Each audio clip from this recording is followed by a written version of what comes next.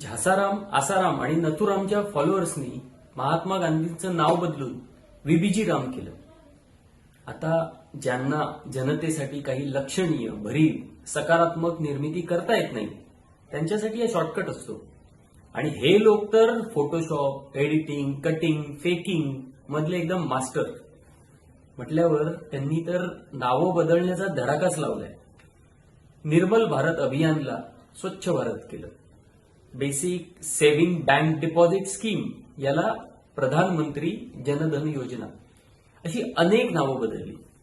कठीण अशी हिंदी नावं ठेवणं हे एवढंच त्यांचं कर्तृत्व. पण ते फक्त नाव बदलत नाही तर त्या नावाखाली मूळ स्वरूप सुद्धा बदलून टाकतात. बदलून काय, सत्यानाश करून टाकतात.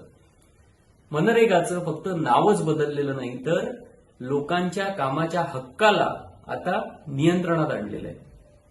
मनरेगा हा कामाचा हक्क होता, आता त्याला फक्त एक स्कीम बनवून ठेवलंय.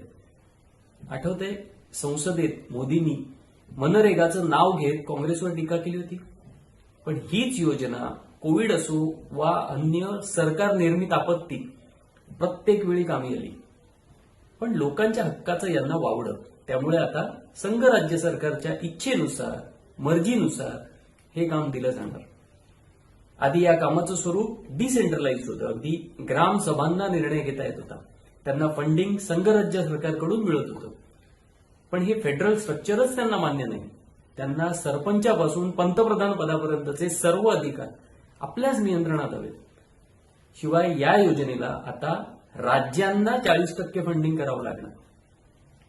आधीच जीएसटीच्या मार्गे आर्थिक नाड्या संघ राज्य सरकारने आपल्या ताब्यात घेतल्यात आणि निवडक राज्यांवर त्या पैशांची लयलूट केली जाते. बंगाल राज्याला त्यांचा मनरेगा निधी मिळण्यात कायम अडवणूक झाली आहे. तेच दक्षिणेतील राज्यांच्या बाबतीत त्यांना करायचंय. आपण सांगू तिथे, सांगू तेव्हा, सांगू तेवढा निधी खेरापतीच्या रूपात त्यांना वाटायचा आहे.